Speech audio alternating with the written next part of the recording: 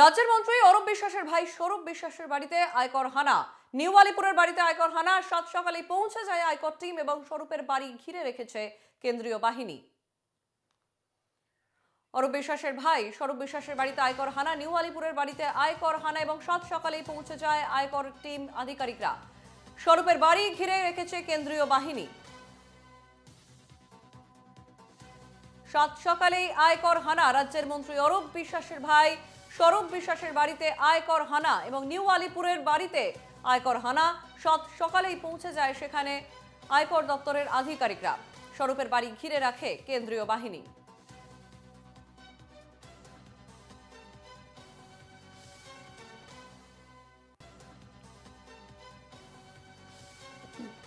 আবারও জানিয়ে রাখি, রাজ্যের মন্ত্রী অরূপ বিশ্বাসের ভাই স্বরূপ বিশ্বাসের বাড়িতে আয়কর হানা।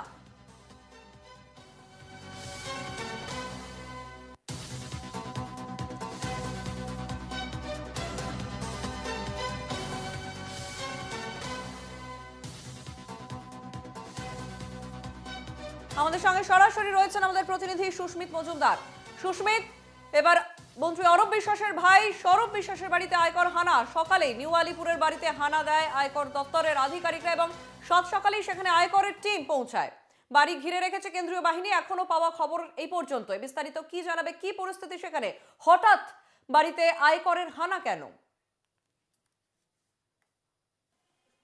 দেখো, একেবারেই তুমি যেমনটা বললে যে আয়কর হানা অর্থাৎ আয়করের যারা আধিকারিক রয়েছেন তারা আধা সেনা অর্থাৎ কেন্দ্রীয় বাহিনী নিয়ে ইতিমধ্যে কিন্তু মন্ত্রী অরূপ বিশ্বাসের ভাই স্বরূপ বিশ্বাস যেই বাড়িতে থাকেন সেইখানে, এবং একই সঙ্গে কিন্তু তার আরও 4টি জায়গায় একই সঙ্গে কিন্তু হানা চলছে, তাই রেড চলছে। অর্থাৎ মূলত যেটা জানা গিয়েছে প্রাথমিকভাবে যে একটি রিয়েল এস্টেটের ব্যবসা, সেই ব্যবসা সংক্রান্ত কিছু মানি লন্ডারিংয়ের বা কিছু আর্থিক তছরূপ যদি থেকে থাকে সেই সমস্ত বিষয়ে গিয়ে পুরো জানকারি নেওয়ার জন্যই কিন্তু আজকের এই রেট। অর্থাৎ বলা যেতে পারে সাত সকালে মন্ত্রী অরূপ বিশ্বাসের ভাই স্বরূপ বিশ্বাস কে জিজ্ঞাসাবাদ করা হবে তার বাড়িতে, এবং তার যে অফিস রয়েছে এবং তার যেই সমস্ত ব্যবসা রয়েছে, ব্যবসা সংক্রান্ত বিষয় রয়েছে, সমস্ত বিষয়গুলোতে কিন্তু আজকে আইটি রেড করেছে। এবং সেই জায়গা থেকে দাঁড়িয়ে বলা যেতে পারে যে রিয়েল এস্টেটের যে ব্যবসা সেই ব্যবসার সঙ্গে যুক্ত, এবং সেই জায়গায় কোনো রকম আয়কর আয়ের সমস্যা রয়েছে কিনা, আয়কর ফাঁকি রয়েছে কিনা, বা অন্য কোনোভাবে সেই টাকা অন্য কোনো খাতে খাটানো হয়েছে কিনা, সমস্ত বিষয়টাই কিন্তু যারা আয়কর আধিকারিক রয়েছেন তারা কিন্তু সেই বিষয়টা খতিয়ে দেখবেন। কিন্তু মূল বিষয় হচ্ছে, আমরা দেখেছি এর আগেও একাধিকবার আইটি রেট হয়েছে এবং একাধিক জায়গায় হয়েছে, কিন্তু আজকের এই অরূপ বিশ্বাসের বাড়িতে অর্থাৎ স্বরূপ বিশ্বাসের বাড়িতে যে ঘটনা, সেখানে কিন্তু দেখা গেছে যে সেনাবাহিনী প্রচুর পরিমাণ মোতায়েন করা হয়েছে।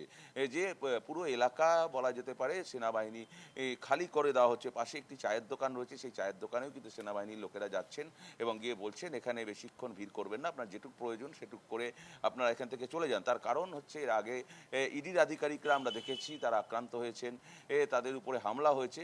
সেই কারণে সেই জায়গা থেকে শিক্ষা নিয়ে যাতে আইটির যারা কর্মী রয়েছে বা সেনাবাহিনীর যারা রয়েছে তাদের উপরে যাতে আক্রমণ না আসে, যেহেতু তিনি এই এলাকার একটি নামী লোক এবং একটি রাজনৈতিক দলের সঙ্গে তিনি রিপ্রেজেন্ট করেন, এবং তার দাদা মন্ত্রী, এবং সেই জায়গায় এই এলাকায় তার একটি নাম রয়েছে যথেষ্ট, এবং সেই কারণে তার যারা অনুগামী রয়েছে তারা আসতে পারে, তাদের উপর হামলা হতে পারে, সেইটা কিন্তু মাথায় রেখে সমস্ত জায়গাটাকে কিন্তু এলাকা ফাঁকা করে দেওয়া হচ্ছে। এবং এই এলাকায় যে যারা রয়েছেন অর্থাৎ যে রাস্তার আশেপাশে কোনো জায়গায় যানজট বা জটলা থাকলে, আমি ভিডিও জার্নালিস্টকে দেখাতে বলবো যে এই যে একটি চায়ের দোকান রয়েছে সেইখানেও কিন্তু যে জওয়ান রয়েছে, বিএসএফের জওয়ান যারা রয়েছেন তারা কিন্তু সেইখানে দাঁড়িয়ে প্রত্যেককে অনুরোধ করছে যে এইখানে তারা যেন বেশিক্ষণ না দাঁড়ান বা বেশিক্ষণ ঝামেলা না করেন।